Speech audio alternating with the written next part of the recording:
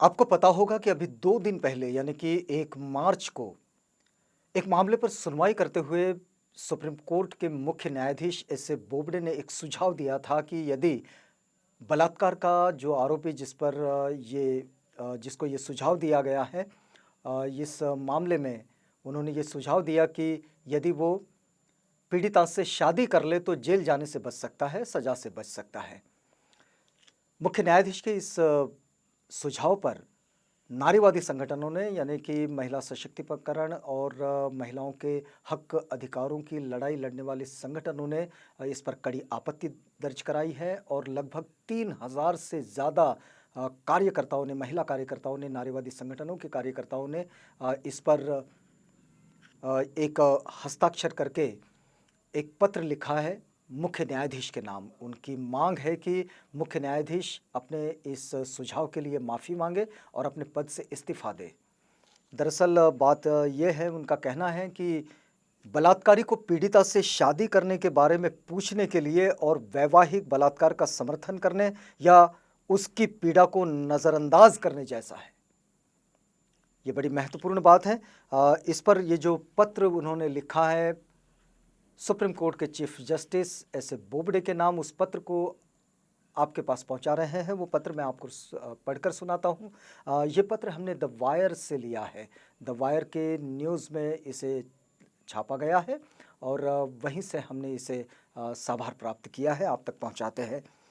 लिखते हैं कि हम भारत के तमाम नारीवादी आंदोलनों और सचेत नागरिकों की तरफ से मोहित सुभाष चौहान बनाम महाराष्ट्र सरकार और अन्य की 1 मार्च 2021 को हुई सुनवाई के दौरान आपके द्वारा दी गई टिप्पणियों पर हम अपना क्षोभ और क्रोध व्यक्त करना चाहते हैं।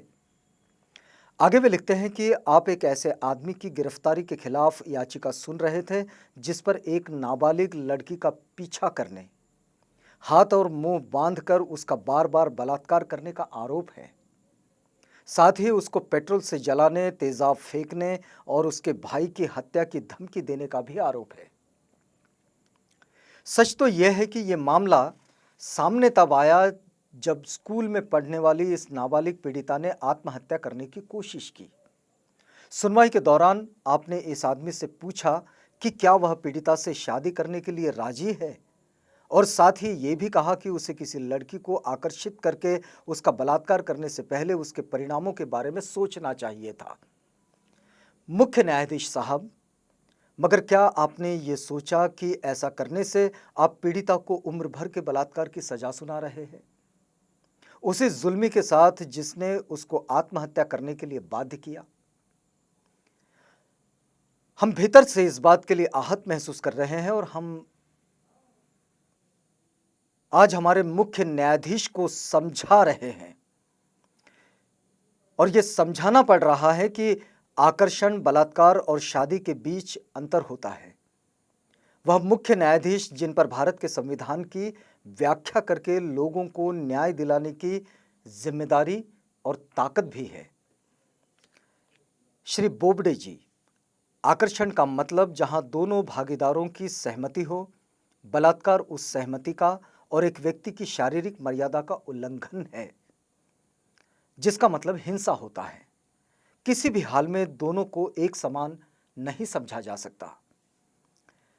एक दूसरे मामले में जो ये विनय प्रताप सिंह बनाम उत्तर प्रदेश सरकार का मामला है, इसमें भी आपने पूछा यदि कोई पति पत्नी की तरह रह रहे हो और पति क्रूर हो सकता है, लेकिन क्या किसी शादीशुदा जोड़े के बीच जो संबंध बना है उसको बलात्कार का नाम दिया जा सकता है?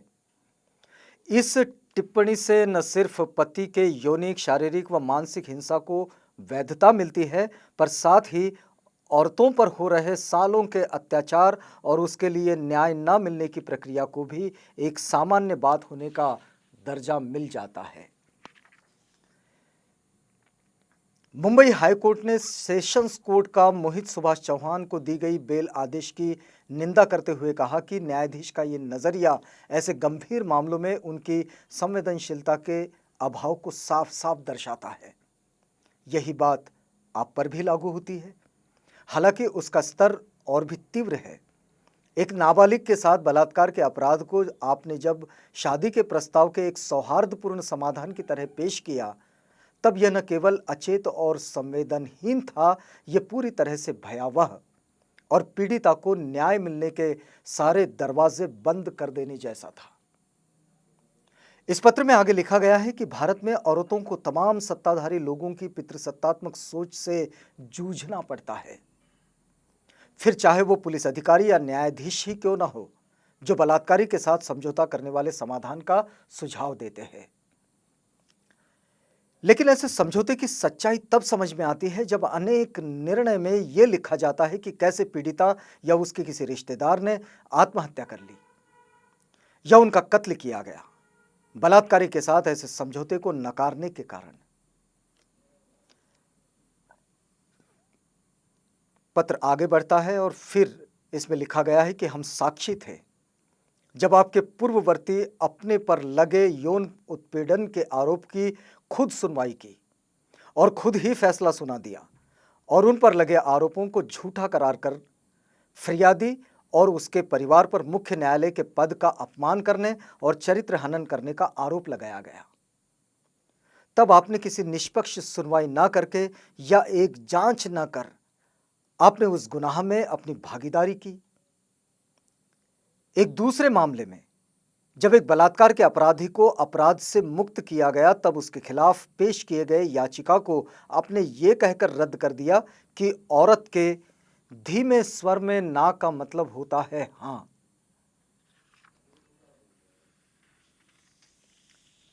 आपने पूछा कि औरत किसानों को के आंदोलन में क्यों रखा गया है।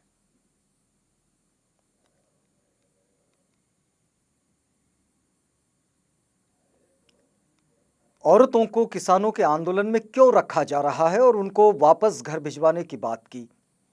इसका मतलब यह हुआ कि औरतों की अपनी स्वायत्तता और व्यक्तित्व नहीं है जैसे कि मर्दों का होता है। और फिर कल आपने कह दिया कि एक पति के द्वारा अपने पत्नी पर किए जाने वाले शोषण को बलात्कार नहीं माना जा सकता है। बहुत हुआ। आपके शब्द न्यायालय की गरिमा और अधिकार पर लांछन लगा रहे हैं। वहीं मुख्य न्यायाधीश के रूप में आपकी उपस्थिति देश की हर महिला के लिए एक खतरा है।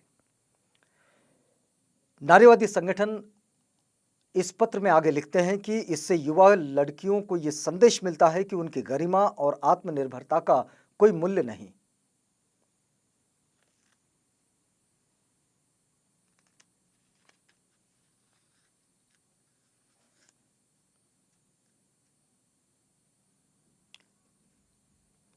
मुख्य न्यायालय की विशाल ऊंचाइयों से बाकी न्यायालयों और तमाम न्यायपालिकाओं को यह संदेश जाता है कि इस देश में न्याय महिलाओं का संवैधानिक अधिकार नहीं है। इससे आप उस चुप्पी को बढ़ावा दे रहे हैं जिसको तोड़ने के लिए महिलाओं और लड़कियों ने कई दशकों तक संघर्ष किया है। और आखिर में इन सब से बलात्कारियों को यह संदेश जाता है कि शादी बलात्कार करने का लाइसेंस है और इससे बलात्कारी के सारे अपराध धुले जा सकते हैं। नारीवादी संगठनों ने अंत में इस पत्र के एक मांग की है कि हमारी मांग है कि आप अपने इन शर्मनाक निर्णय को वापस लें और देश की सभी औरतों से माफी मांगे। फिर वे लिखते हैं कि हम चाहते हैं कि एक पल की भी देरी किए बिना आप मुख्य न्यायाधीश के पद से इस्तीफा दे दें। ये पत्र हमने आपके लिए द वायर न्यूज़ से लिया है और वहीं से हमने आपको ये पढ़कर सुनाया है। इस पर लगभग 3000 से ज़्यादा महिला कार्यकर्ताओं के जो नारीवादी संगठनों से, महिला सशक्तिकरण के संगठनों से जुड़े हुए हैं।